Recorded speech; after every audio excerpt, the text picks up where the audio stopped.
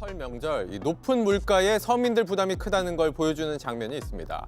전통시장에서 먹거리를 사면 상품권으로 일부 금액을 돌려주는 행사를 하고 있는데 여기에 긴 줄이 늘어서 있는 겁니다. 이희정 기자가 현장 취재했습니다.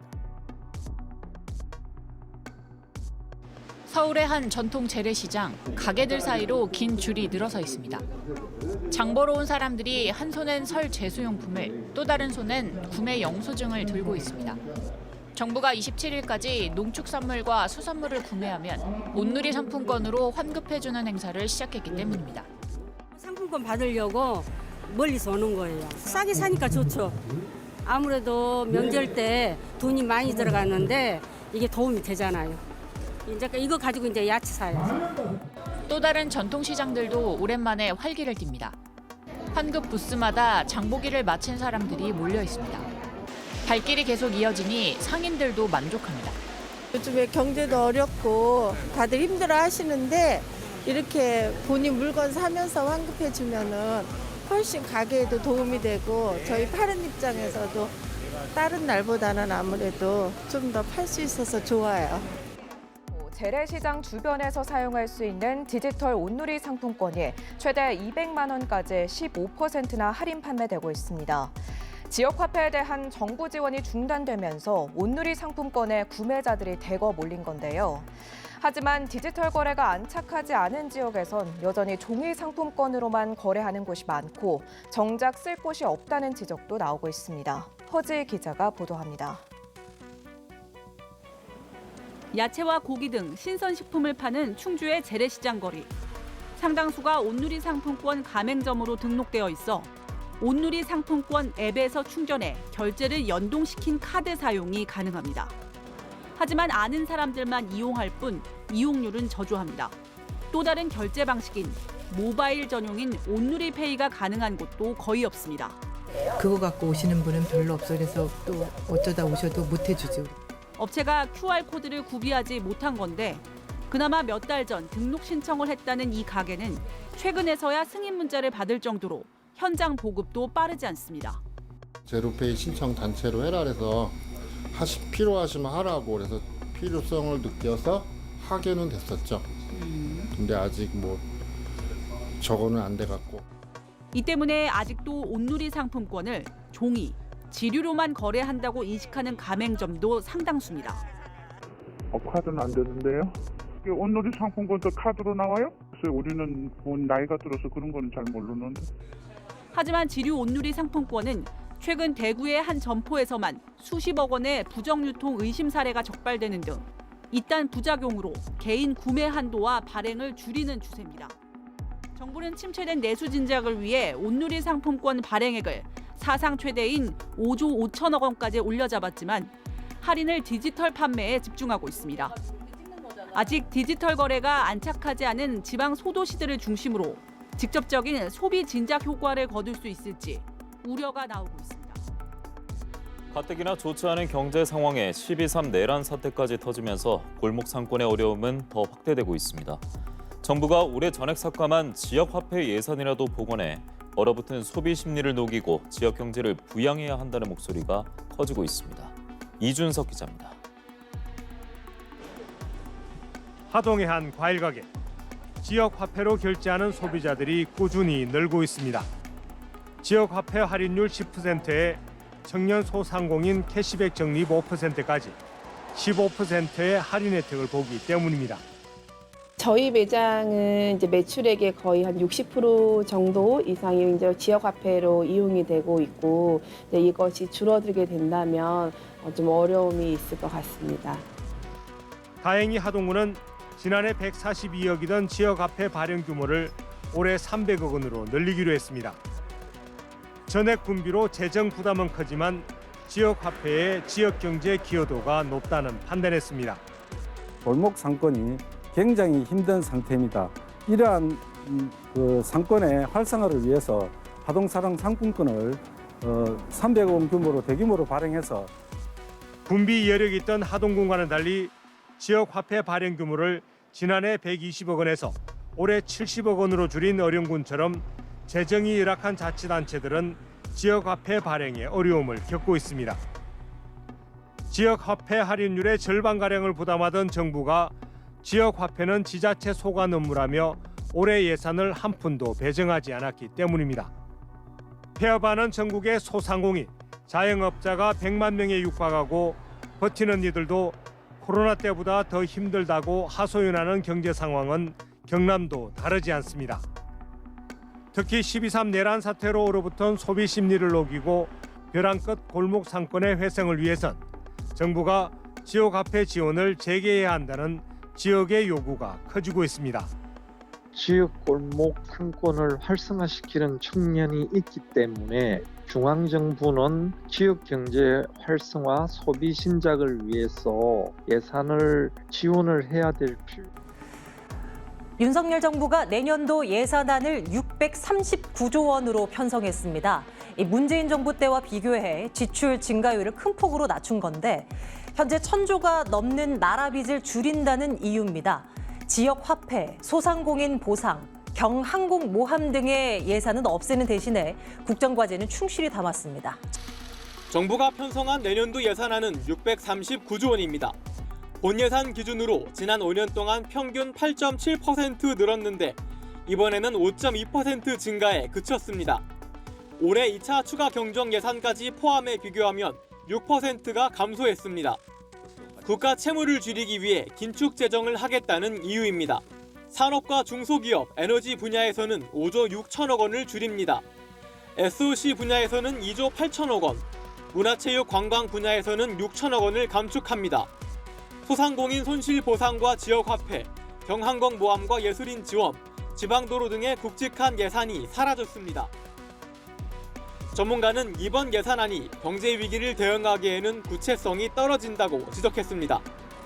원래 대통령이 내세웠던 이번 내년도 예산의 테마는 불효불급한 예산을 줄여가지고 이 취약계층이나 이 저소계층에 특히 지원하지 않는 이런 게 테마인데 그런 게 거의 보이지가 않아요.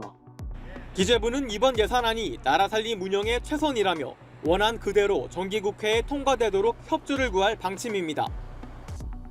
정부가 내년부터 지역화폐에 대한 지원금을 모두 없애겠다고 했죠. 이제는 자치단체가 스스로 알아서 하라는 건데요. 가뜩이나 자리를 잡지 못하던 전국의 지역화폐 운영에 찬물을 끼얹는 결정이라는 비판이 나옵니다. 김아른의 기자의 보도입니다.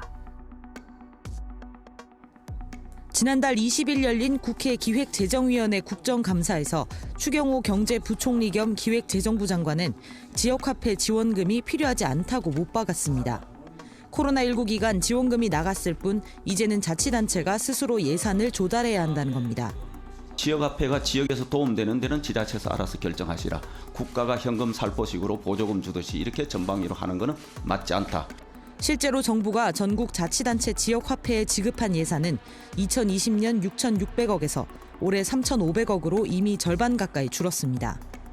하지만 지역화폐 대부분이 국비에 의존하다 보니 지금도 운영에 어려움을 겪고 있습니다. 대전 지역화폐 온통대전은 적립금 환급률을 15%에서 3%까지 내렸고 대구의 대구로페이는 올해 7월 기준 발행 목표액을 5분의 1 수준밖에 넘기지 못했습니다. 이런 상황에서 내년부터는 정부가 주던 지원금이 모두 사라집니다. 전체 예산의 20% 이상이 국비인 부산도 내년부터 영세 소상공인 가맹점 할인율이 7%에서 5%로 줄어듭니다. 부산연구원의 조사 결과 2021년 기준 지역화폐의 경제 효과는 일반 예산 투입과 비교했을 때 소비 창출이 2.56배로 높았습니다. 또 동백전 사용자의 78%가 동백전이 부산 지역 경제 활성화에 도움이 된다고 답하기도 했습니다. 지역화폐가 많이 선순환되면 될수록 지역에 있는 중소 슈퍼마켓이라든지 상인들이 효과를 많이 볼 수 있는 부분들이 있습니다. 부산 동백전을 비롯해 전국의 지역화폐는 모두 196종. 코로나19 사태의 후유증에서 벗어나지 못하고 있는 골목 상권의 활성화를 위해 정부와 자치단체의 적극적인 지원이 더 필요해 보입니다. 다음 소식입니다. 정부가 올해 경제 성장률을 종전의 2.2%에서 2.6%로 올려잡았습니다. 예상 밖의 수출 호조에 성장 전망치를 올린 건데 정작 서민들은 경기 회복세를 체감하기 어렵다고 말합니다. 특히 자영업자들은 배달비에 재료값, 임대료까지 비용 부담에 허덕이고 있는데요. 정부가 종합대책을 내놓고 소상공인을 위해 25조 원 규모의 지원을 하기로 했습니다. 원가도 다 오르고 그리고 임대료도 오르고 올해처럼 이렇게 제가 위기다라고 느낀 게 정말 최초여서 코로나19 직후 5%대였던 취약 자영업자의 대출 연체율은 올해 1분기 10%대로 2배 치솟았습니다. 정부는 일단 25조 원 규모의 소상공인 지원책을 내놨습니다.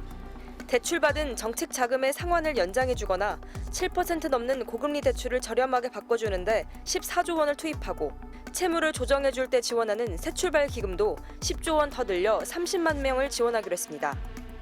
여기에 배달, 숙박업 등의 플랫폼과 상생안을 마련하고 영세업자에겐 배달비도 직접 지원하기로 했습니다. 다만 직접적이고 전면적인 자금 지원 대신 최악에 몰린 소상공인만 겨냥했다는 게 정부의 설명입니다. 포퓰리즘적인 현금 나눠주기식이 아니라 도움이 절실한 소상공인들에게 맞춤형으로 충분한 지원을 펼치고 현장의 반응은 엇갈립니다. 소상공인연합회는 소상공인의 과중한 부담을 조금이나마 덜어주길 기대한다고 밝혔습니다. 반면 또 다른 자영업자들은 제대로 된 혜택을 볼 수 있을지 의문을 나타내기도 했습니다. 쫄쫄 굶어서 다 죽어가는 사람한테 밥 한 끼 주는 정도예요. 그냥 지원책만 받고 그냥 끝나버리는 거거든요. 지난해 폐업한 개인 사업자는 91만 1000명으로 전년보다 11만 명 넘게 늘었습니다. 윤석열 대통령이 김건희 여사 특검법과 최상병 특검법, 지역화폐법 등 3개 법안에 대해 제2요구권이죠, 즉 거부권을 행사했습니다. 윤 대통령이 취임 후 국회에 제의를 요구한 법안은 모두 24건으로 늘었습니다. 정부는 지난달 30일 한덕수 국무총리 주재로 국무회의를 열고 새 법안에 대한 제2요구안을 의결했습니다. 대통령실은 먼저 지역화폐법이 지역사랑 상품권 발행을 강제함으로써 지자체의 자치권을 침해하고 헌법상 정부의 예산 편성권도 침해한다고 지적했습니다. 자영업자가 어렵기 때문에 해야 된다는 게 다 논리인데 자영업자가 어려우면 전 국민 대상으로 이렇게 막 무차별 지원하는 것보다 자영업자를 타겟해서 지원하는 거가 당연한 거 아닌가요? 자, 김동연 지사도 전국민 지역화폐는 반대하고 있는 입장으로 전해지고 있습니다. 그리고 여러 사람들이 이 부분에 대해서는 비판적 시각도 적지 않습니다. 그러니까 어려운 곳에 집중해서 주는 것이 맞지 않냐라는 목소리가 나오고 있잖아요. 경제학을 제대로 배우신 분들, 이창용 한국은행 총재라든가 뭐 경제부총리를 지낸 김동연 경기도지사라든가 이런 분들은 당연히 반대할 수밖에 없죠. 왜냐하면은 이건 통계적으로 계량적으로 검증이 됐습니다. 우리가 2020년에 그 코로나 재난지원금을 전 국민에게 지급을 해봤지 않습니까? 네. 그러고 나서 KDI가 그 재난지원금의 소비 증가 효과에 대해서 계량적으로 검증한 리포트가 있습니다. 거기 보면은 재난지원금을 100을 지급을 하면은 실제로 소비 증가 효과는 한 28 정도밖에 안 된다는 겁니다. 그게 왜 그러냐면은 재난지원금을 받으면은 사람들이 일단 쓰지만 그 다음에 본래 받을 소득, 그러니까 월급이나 그 밖에 소득이 들어오면은 그걸 가지고 다시 빚을 갚거나 저축을 하는 데 쓰기 때문에 궁극적인 소비 증가 효과는 크지 않다는 겁니다. 그리고 한국은행의 자료를 보더라도요, 이렇게 경제활동과 무관하게 돈을 나눠주는 것을 우리가 이전 지출이라고 합니다. 네. 그 이전 지출은 재정 승수가 0.2밖에 안 된다. 그런 자료가 나와 있습니다. 그렇기 때문에 경제적으로는 사실 국가의 빚을 늘릴 뿐 효과가 그렇게 크지 않다는 게 검증되어 있거든요. 그런데 이재명 대표가 저렇게 자꾸 지역화폐에 집착하는 것은 결국에는 돈을 뿌려서 표를 돈으로 사보겠다라고 하는 발상의 다름 아니다. 이렇게 말씀드립니다. 올 상반기 전 국민에게 나눠준 1차 재난지원금. 당시 코로나로 침체돼 있던 전통시장이 들썩이고 각종 소비도 크게 늘었다는 소식 전해드렸는데요. 그렇다면 경제 효과는 어느 정도였을까요? 노경진 기자가 보도합니다.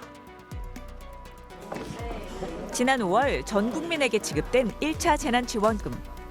당시 2분기 성장률이 마이너스 3.2%로 주저앉는 충격 속에서도 민간 소비는 1.5% 증가했습니다.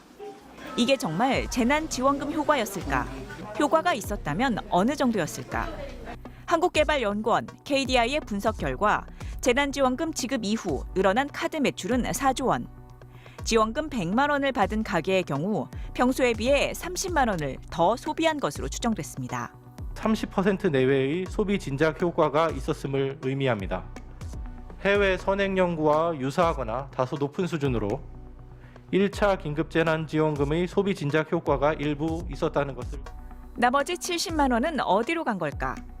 KDI나 경제학자들은 지원금이 카드 포인트로 지급됐고 사용 기한도 정해져 있었던 만큼 사람들이 원래 쓸 생활비를 일단 재난지원금으로 먼저 쓴 것으로 분석했습니다. 그렇게 해서 아낀 생활비는 통장에 보관하거나 빚을 갚는 데 써 결국 코로나로 어려워진 살림에 보탬이 된 것으로 보입니다. 이 같은 소비 증대 효과는 업종별로 조금씩 달랐습니다. 코로나19로 집콕이 길어지면서 가구 같은 내구재 소비는 11%포인트, 식료품 등 필수재 소비는 8%포인트 급증했습니다. 이에 비해 음식점이나 숙박, 여행업 같은 대면 서비스 업종의 매출은 3%포인트 정도 증가하는 데 그쳤습니다. KDI는 재난지원금이 가계 소득과 소비를 늘려 사업체 소득도 증가시키는 효과가 분명했다며 다만 대면 서비스 업종의 경우 그런 효과가 적고 거리 두기로 인한 타격도 심각한 만큼 직접적인 소득 지원이 필요하다고 강조했습니다. MBC 뉴스 노경진입니다.